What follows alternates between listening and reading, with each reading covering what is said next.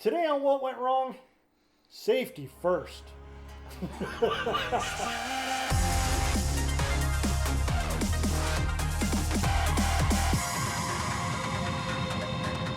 Hi, I'm Brett Mauser, and on several of our films, we have, especially back in the original days, back in high school, we took a few more chances than we probably should have.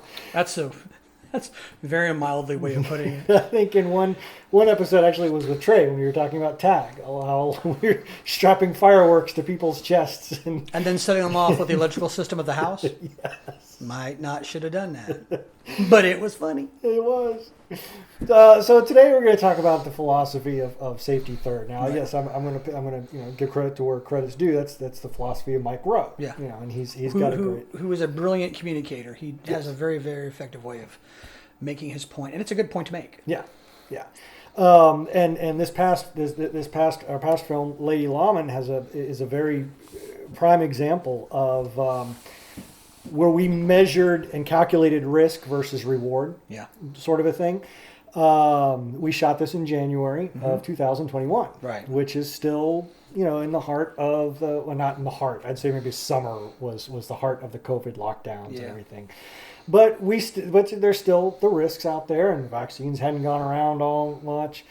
But this was sort of that now or never type of thing. Right. And you know me, when I say, okay, we're going to do this, we're going to do it.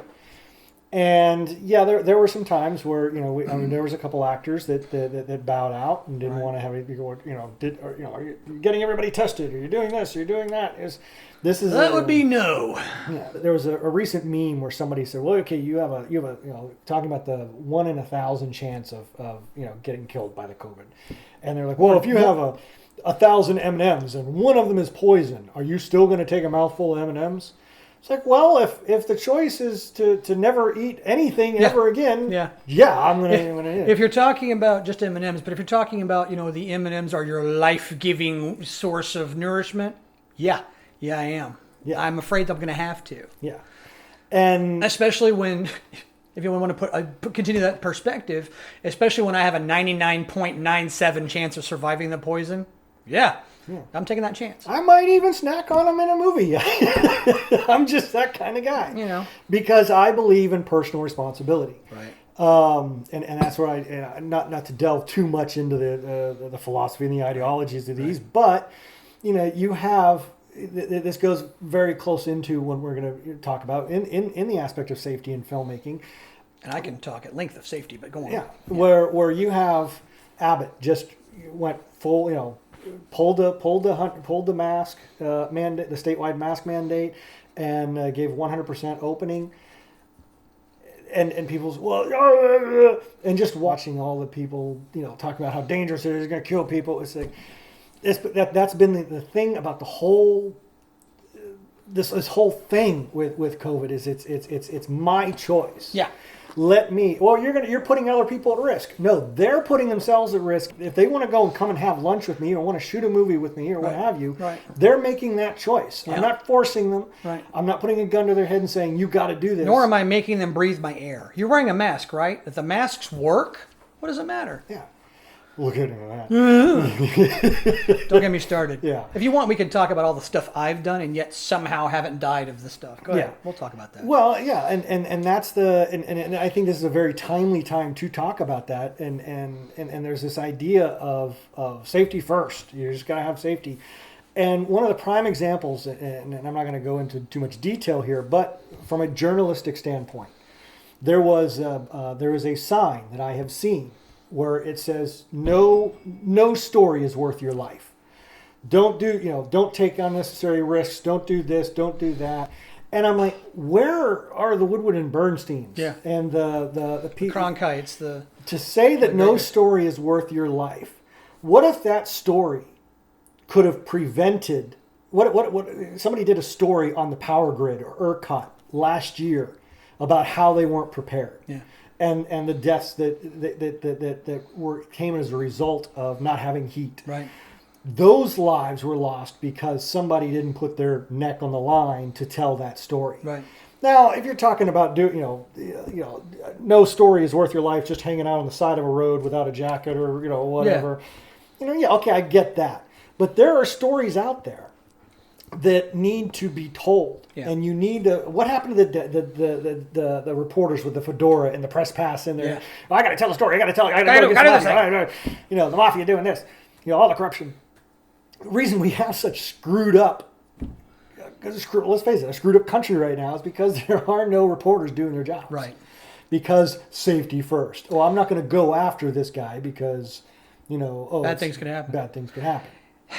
Okay, so I was in the military for years. I was a armed contractor for many years. I've been flying now for a bunch of years. And whenever I hear the whole concept of safety first, nothing is worth your life. You do realize, once again, I'm going to go with what I know. I know aviation. You do realize when you get onto an airliner to go somewhere, right, that when you take off and you're flying through the air, I'll talk to the camera. When you're taking off and flying through the air, the skin of the airplane's about that thick, right? And the only thing between you and the outside, whereupon if you were on the outside, and if you're scared of flying, just skip over this next part because it's not going to help you. The only thing keeping you from a tremendously horrible death is the skin of the airplane that's that thick. If anything punctures the skin of that airplane, you have about between 15 and 30 seconds of life left just from hypoxia, your brain shutting down because of oxygen. If the plane, for some reason, opens up and you get thrown out into the slipstream, it's going to rip the skin from your body, starting with your face. Because when your mouth hits that slipstream, it's going to basically peel the skin back on your face. But don't worry, it's not going to hurt long because it's going to basically tear you limb from limb within half a second. Inside the wings of that airplane are thousands of pounds of flammable jet fuel that doesn't explode. It's not explosive because it's diesel fuel. But if anything happens, you're going to die. You're flying along in an atmosphere where the outside temperature is anywhere from -30 to -60 degrees Celsius. Okay. It is an exceptionally dangerous place to be. Why do you do it? You know how many people fly in a normal year? Over 6 billion people. 6 billion people. Okay. And the United States has like 4% of the population. We have 40% of the air traffic.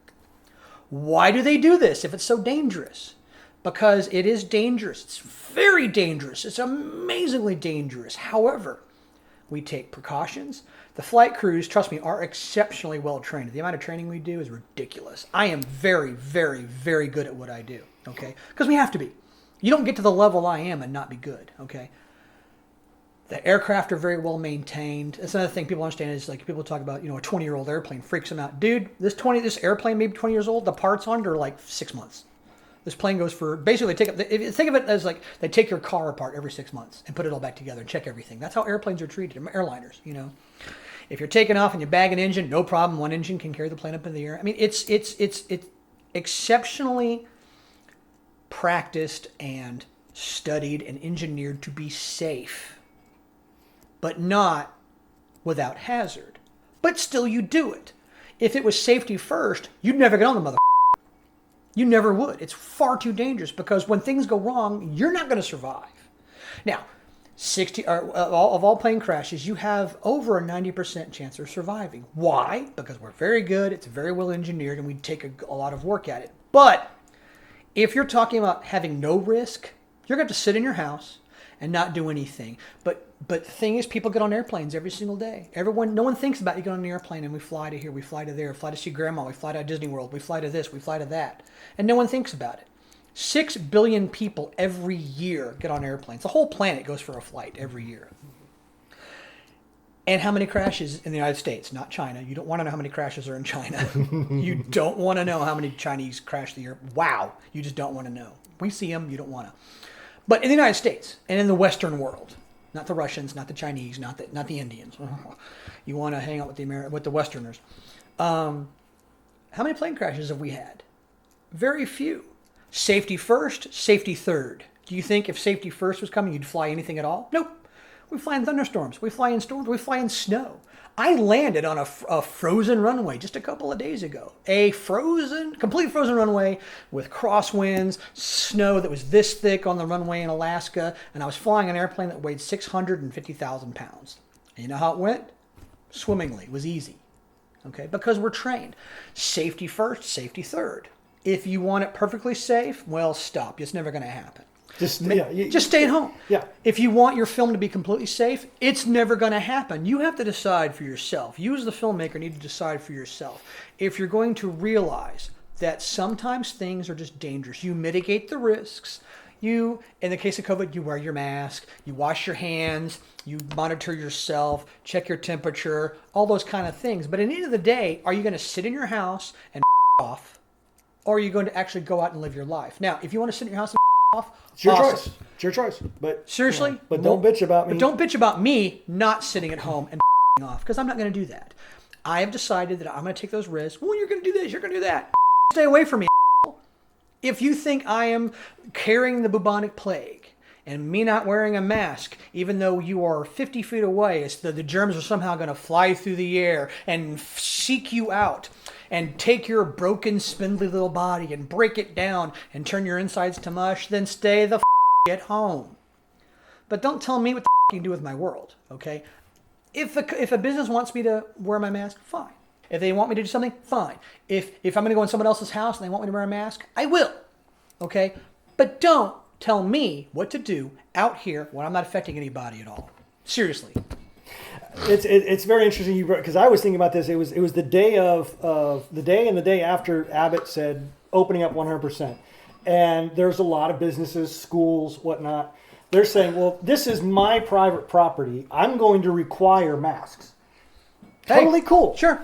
Why, if a business, now the people who are all up in arms and saying, yeah, that's right, that business has the right to require a mask. Why? Because it's their property. All right. So does that mean that if a business wants to allow smoking that they should? It's their private property. Their private property.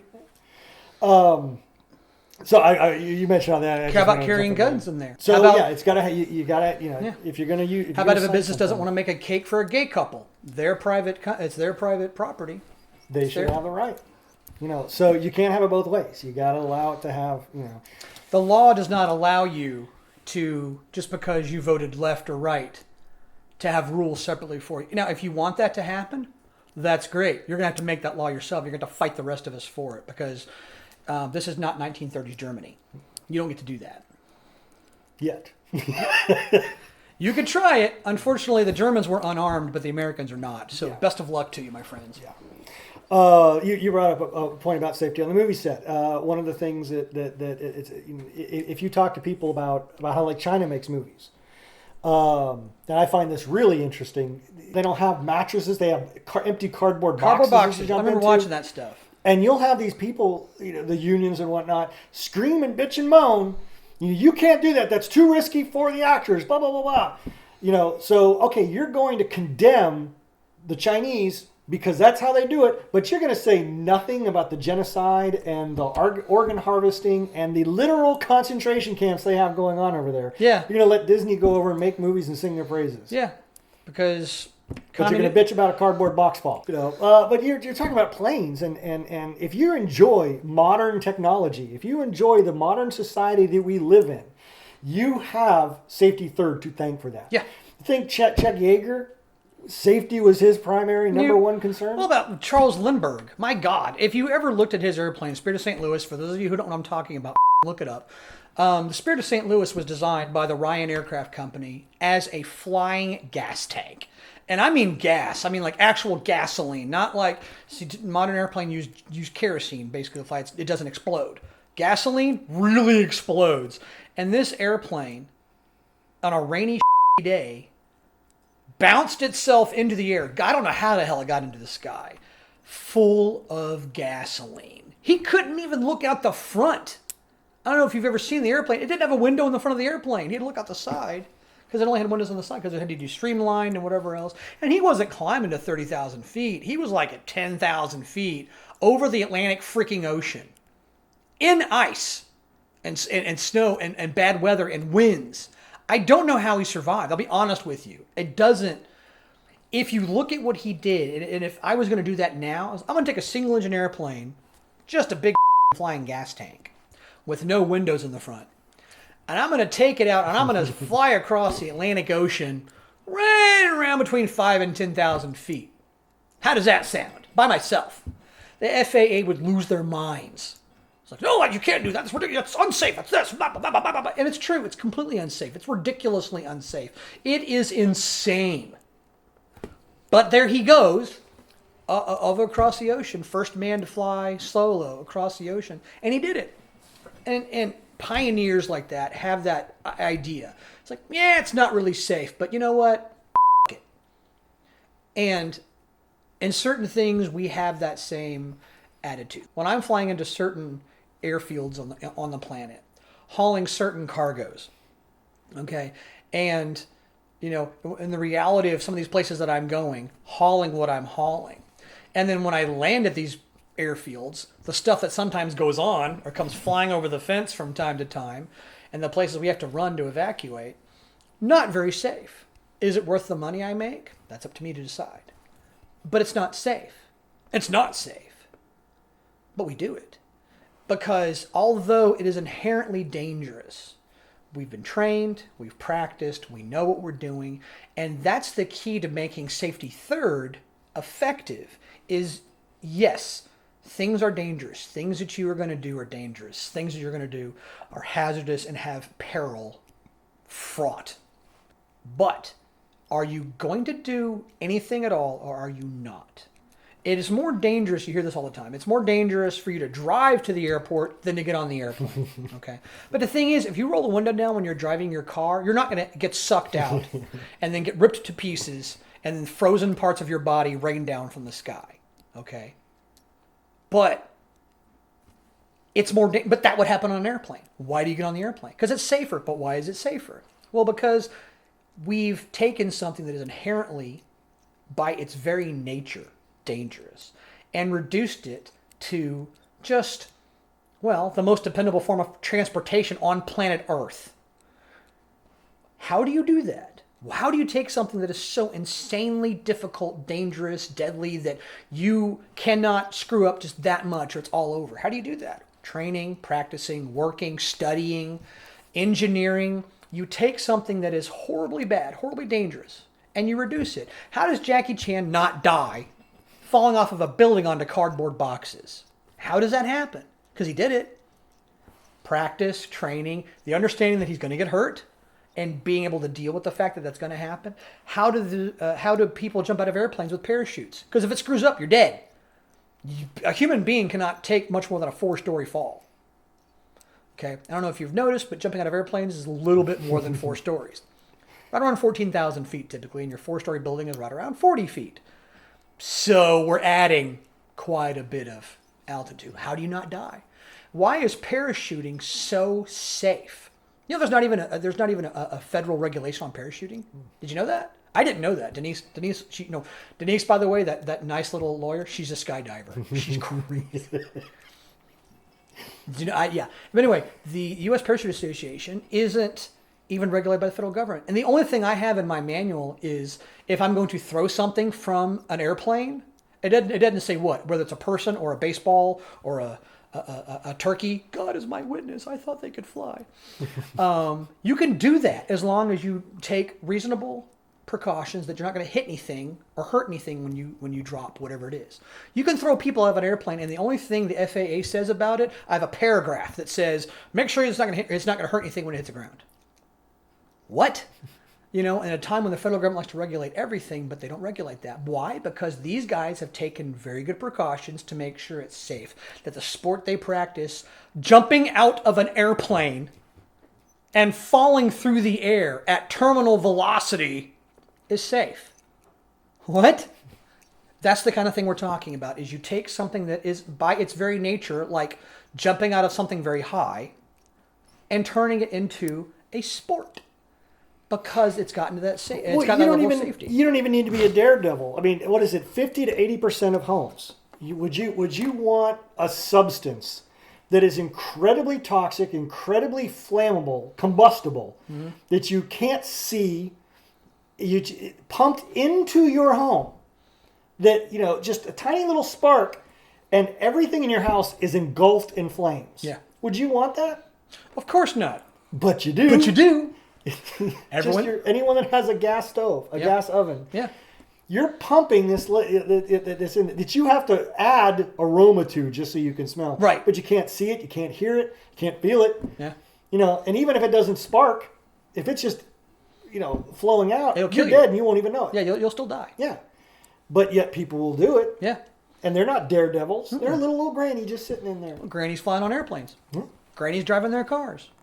Kids driving their cars. I mean, you think about the idea. You're going to take your 16-year-old, this same child who can't seem to, figure out how to put their pants on correctly. You're going to give them a car and send them out in the world where, approximately 30 to 50,000 people every year are killed in these things. And you're gonna let your child loose in the streets with one of those things. What are you, crazy? So now to bring this back to film, Yeah. and talking about the Jackie Chans, to talk about some of those great moments in films. Yeah. People have died. Stuntmen have died on sets and whatnot. Actors have died. Actors have died. The Twilight Zone. Yeah, I was just thinking about that. Vic Morrow. Yeah. But look at Jackie Chan. He stood on top of those buildings, or jumping through ladders, or what have you. He made that decision. On a train. This is what I understand the risks.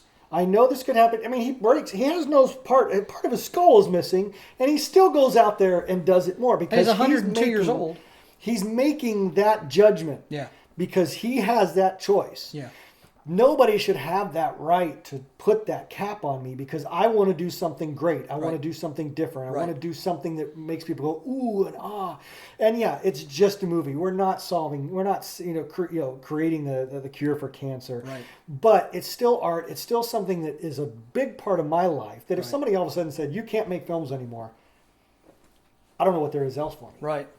Like with the $15 minimum wage. You throw that on a guy like me, I'm done. I can't make any more movies. Right. Period. End of story. You've killed me. That benefits the big companies the most. Just like any regulation. Because the little guy can't pay the lawyers and all the fees to get out, to be able to not just that, they'll just registration. It's like the Taco Bell and the McDonald's. I was in Orlando. They've gone to automating the orders. So there's less people to hire. Whereas a store would hire 20, 30, 40 people, now they hire 10. So, yeah, those 10 people are getting $15 an hour, or will, or not, or whatever, but 40 are out of a job. Well, congratulations. That's called progress. Now you've gone from having a job paying you $7, $8, $9, $10 an hour to having no job, making no money. Good luck feeding you, your kids, your family. Good luck going to school. Good luck the rest of it. Because you're not just taking that choice out of the employer. Right. You're taking out the extra that just loves being on a movie set. And just does it on weekends, and just enjoys it, and just wants to have fun going on a movie set, hanging out with weird, crazy people. Yeah, they are. But now, who was more than happy to just take, here's $10. Here's $10 for coming out for a couple hours. Right. Now I can't do that. Yeah. Now, no, sorry, I got to pay you 15, which means I've only got $100 for the whole day for extras. So now instead of being able to have 10 or 20 people, now I got to have now I can only have 5 people. Yeah. And that's what I got to. I give them swords and let them fight it out. Let people make their own choice, especially if you've got no skills. Yeah. And there are jobs out there that are not worth $15 an hour. Oh, yeah. If you're sitting there, just literally sitting there as an extra, just sitting there at a desk. That's all you got to do. You just sit there. You can be even on your phone. Yeah. Screwing around on YouTube. $15 an hour for that? And see, in businesses like where I work, if they're gonna, most of the people where I work, even like I'm talking about the loaders, the rampers, the ramp rats, the guys loading the airplanes and stuff, they're paying a little more anyway most of the time. But if it goes to a minimum thing or something else, I'm not taking that hit. My company's not taking that hit. If it's going to cost whatever company, DHL or UPS or FedEx or Tydac or any of the guys I'm flying, if it's going to cost them more money, guess who's going to get paid? FedEx is sucking up that pay. DHL's not sucking up that $15 an hour. You, the customer, are going to pay that $15 an hour. So this box that used to cost you $10 to ship, now it's going to cost you $40 to ship.